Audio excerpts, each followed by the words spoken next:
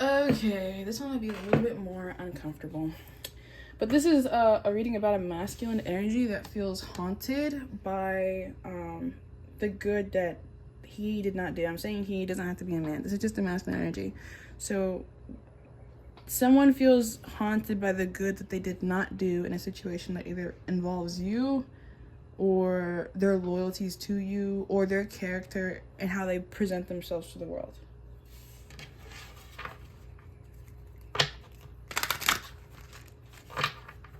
Every man feels haunted by the good he did not do.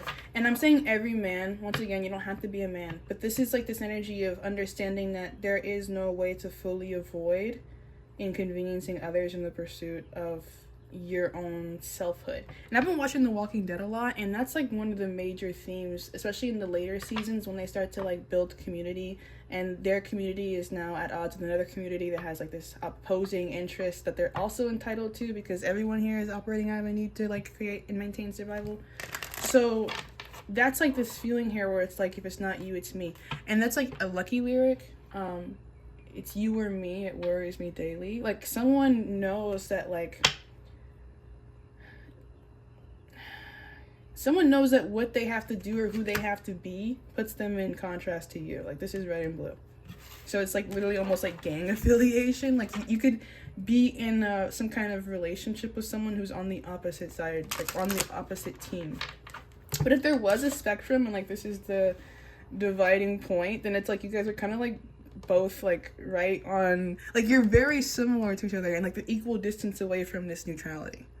Whereas like some of your, like if this is you, then like some of your other opposition that is also affiliated with like this side is just like way over here, you know? So like for these two people, it's like a much stronger contrast. But for these two people are like, oh, we're like the same. Like, you know, it would be really easy for us to like touch. And then the same thing, like, you know, maybe like over here, but that doesn't really feel like it's as relevant. I feel like this is more about like your energy and like what you're interacting with. So you could have like some kind of situation where you're on the opposite side of someone that you see yourself in and you want to like interact with them, but that relationship is like difficult for whatever reason because of the loyalties that you still have to maintain to an opposite force, a contrasting force, an intervening force, whatever. What else about this?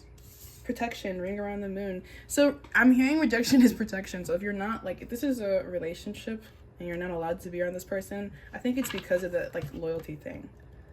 Like there's a need for both people to like maintain their survival, like stay safe. Like in The Walking Dead, Enid, the girl who like is in love with Carl, her like thing that she writes everywhere, like she basically has a sigil. I've always thought of that as being a sigil, but she writes JSS, which is just stay safe. And for me, I have something very similar. This is one of my sigils. And this is fortune favors me always. So you might have something like that you maybe want to try to do, like creating your own symbols of protection. For peace of mind, right? Because just say survive is not like do the follow the golden rule. You know, that's not what that is. That is literally just stay safe, like, you know, like just survive, like just make it through this. So there's like some energy of moral compromisation here, and then once again there being like greater distances from the divine source. So like, you know, you could be coming into contact with people who are farther from God than you or closer to God than you, and that is being made clear at this time so that you can either protect yourself or protect other people or whatever.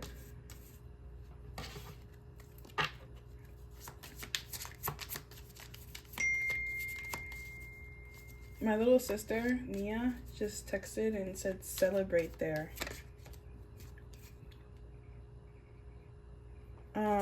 We have Moonlight Enchanted. It's like you have something to be grateful for in whatever this realization is, right? Like it might not be comfortable to realize either like the evil that you've done or like the evil that other people are doing, but it's better to know than to not know and be entranced in like this fakeness, you know? Like, you don't want to not be real. Be real about other people's darkness, be real about your own darkness, And that will make it easier to move through this energy. Because, I mean, like, you don't want to, like, pretend to be some perfect person that's never done any wrong. Because I feel like if you are taking this, like, false high horse, it just won't last. You won't be able to maintain it. So you know, want to be real.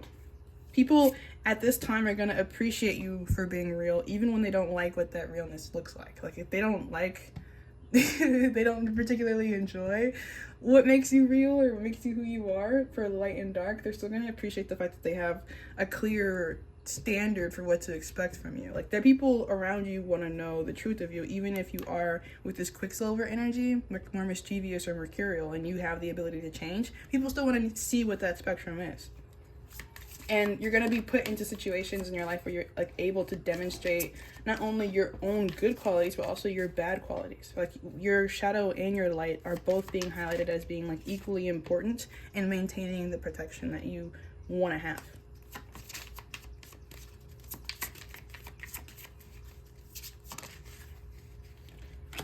Face your fears, cold moon.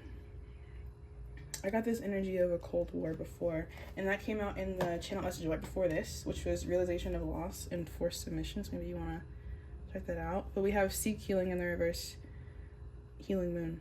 So with the key, like, phrase being every man is haunted by the good he did not do, I feel like it's important for the man, whoever you are, whether it's you or someone else around you, to let themselves be validated in what they've done and who they've become. Because I feel like whoever this is, like, whoever you're watching, like, I'm assuming that most of the people who are watching this are not people who are, like, negatively intentioned in their life or don't perceive themselves as being that way. And so, like, if there is a recognized need to change, then that change is available through the awareness and acknowledgement of whatever polarity you're, like, whatever distance you are from that divine source. So if you're, like, on the outer rim here and you're like, man, I'm on the outer rim, and you don't feel comfortable with that, then you have the ability to move closer. If you're really close to this, like, pure divine feminine energy and you're like, man, like, I am the cookie cutter of a good Samaritan, and you're like, well, maybe I want to experiment a little bit more and have some more interesting chaotic experiences, and you want to move a little bit farther outward, that's totally cool too. I think there's opportunities for you to be whatever version of yourself you might shy away from naturally, or that's the better version or the worse version.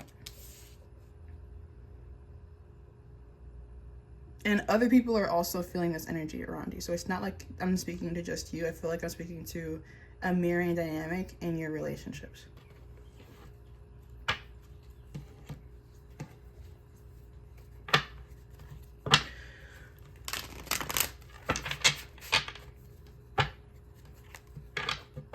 Okay, so every man is haunted by the good he did not do. What else about this? Ten of Pentacles in reverse. These could be, like, rich men or, like, successful men who are having these feelings in your life right now. Like, let me show you the card in the moon. Ooh.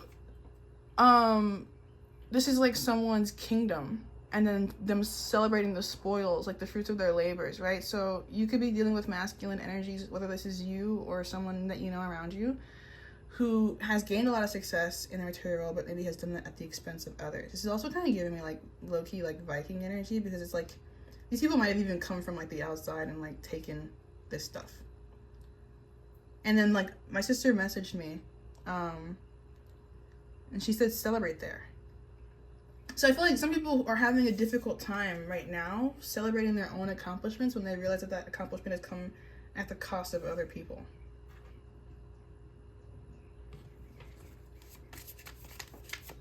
And that's, like, the haunted feeling, right? Because Ten of Pentacles can also be, like, legacy energy. Like, you know, I think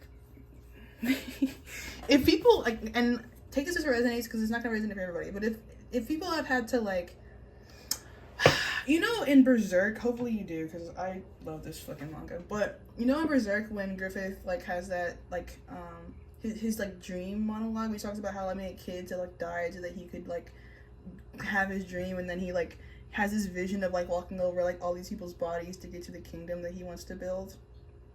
I think there's a lot of, like, divine intervention coming in to, like, call in the question of morality for people who are naturally going to be significant.